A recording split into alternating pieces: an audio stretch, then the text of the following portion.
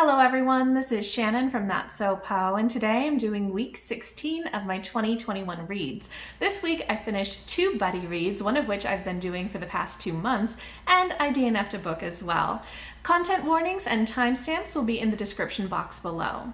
First, I finished Ambiguity Machines by Vandana Singh. I'd heard really great things about this short story SFF collection from Rachel at Kalanadi as well as Joe at FinalBlowJoe, both of whom I will link below.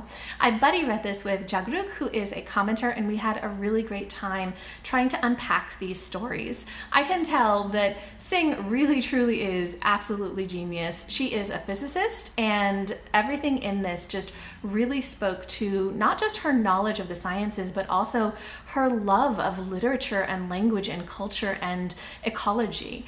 These stories were just so beautifully written, very poetic. The language at times can be a little hard to grasp onto because sometimes it's very abstract, as well as the ideas are very abstract.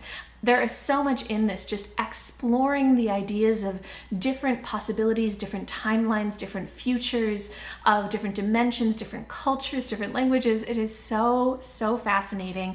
Really beautifully written, contemplative stories. I definitely loved so much of this, even though some of it went over my head. Some of my favorite stories in this are Sailing the Antarsa, which is a beautiful story about somebody exploring deep space and the different types of beings that might exist and trying to understand beyond the human experience. It was so slow and so contemplative and just beautiful. Another one that I really loved was the title story, Ambiguity Machines, which is actually a series of 3 inner stories, 3 folk tales that revolve around multiplicity, around different timelines, different identities, different futures. It was really well written, and I loved the way that Singh integrates so much of culture and history and language in all of these stories. It was so great also reading this with Jagruk because he was constantly filling me in on so much of the Indian culture and myth and language and everything that had to do with all of that Indian culture that Singh brings into this. I think that this was a really fantastic collection, although a lot of it went over my head. Truly, some of this was hard to grasp. Not every story in this worked for me either, but I just thought that the collection as a whole was very strong. So I gave it 4.5 out of 5 stars. And if you like very philosophical, theoretical, science fiction short stories that focus on culture and language and time and identity, I think you should pick this up. The other buddy read that I finished was Sunspot Jungle Vol.2, edited by Bill Campbell. I had originally heard about this from Rachel at Kalanadi, who again, I will link below, and I had bought the ebooks for both Volume 1 and Volume 2 a while ago, but they're very big collections of SFF short stories, and I hadn't picked them up until Angela at Literature Science Alliance, who I will link below, and I decided to buddy read Volume 2. And it was such a great reading experience. We spread out the stories over 2 months, which I think is very appropriate. We did a story a day because there were so many stories in this. And just as there were a lot of stories, there was a lot of variety because these are all from different authors. Some of them I loved, and a lot of them I DNF'd. I actually DNF'd 25% of the stories in this, which was a little impressive, although not that different from my general DNFing percentage. But there were just a lot of stories in this that did not work for me, as well as so many that did. So I think that if you pick this collection up, you should keep in mind that there's going to be a huge variety. Also, I'm not really able to give content warnings for this because there's just almost all of them. Basically, every content warning I could think of is in one or another of these stories. So be really aware that there's a lot of heavy content. There were a lot of horror type stories in this as well, which I DNF'd almost every single one because I don't do gross things. Body horror is just not for me.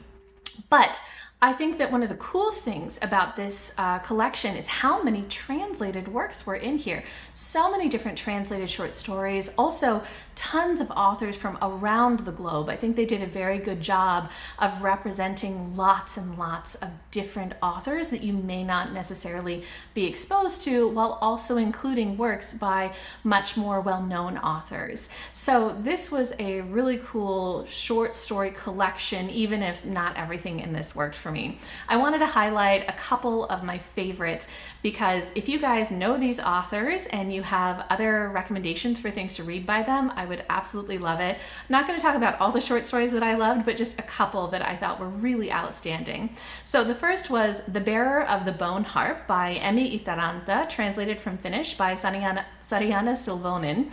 I know that Rachel at Kalanadi likes Emmi Itäranta, and so I kind of was already aware of the name. But this story was so great. It was sort of a Inspector Dupin, who is like an Edgar Allan Poe creation and very much the precursor to Sherlock Holmes. So it was like a Dupin-inspired detective type story, but set in a almost Lovecraftian world and focused on music. And it was just really fascinating and had a lot of interesting discussions as well about kind of gender roles and a lot of interesting things. So that one was great. I also really loved Madame Felide Lopez by K.A. Terinia, translated from Russian by Anatoly Belilovsky. This was so hilarious. This was sort of a surreal, absurdist, very, very funny, short little story about a woman in a world where smiles are a commodity. They're a thing that can be purchased, and she decides to go and buy out all of the smiles that are in her town. And there's just so much ridiculousness in this, and also sweetness and heart, and I really, really liked it. Another one that I loved was Letters as Sweet as Honey by Foz Meadows. This was a beautiful sort of steampunk that had a lot of magic in it as well, and it was told as an epistolary. So it's told through letters and newspaper articles and things like that, and it focuses on a woman who gets turned into a swarm of bees. And there's a lot of discussion of disability and of rights and of love, and it was so heartwarming and so beautiful and so powerful in its messaging. And the last one I want to mention is These Constellations Will Be Yours by Elaine Kuyengek, which is just such a beautiful story that is about kind of outer space and different colonial powers and how people who are exploited by colonial powers could rebel through art. And I thought it was just beautifully written and so powerful, again, in its political messaging, which I really like in my stories.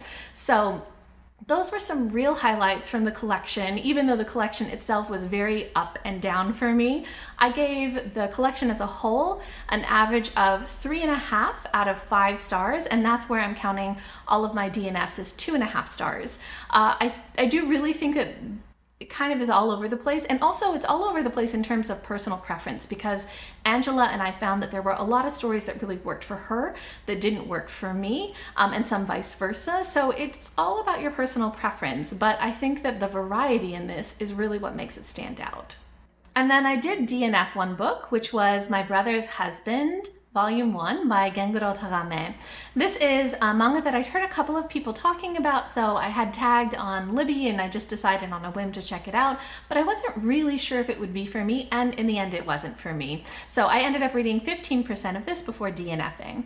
The basic storyline is that there is a Japanese man who is raising his daughter alone after his wife has passed away, and his twin brother has also passed away. He had moved abroad and was married to another man, and that man comes to visit.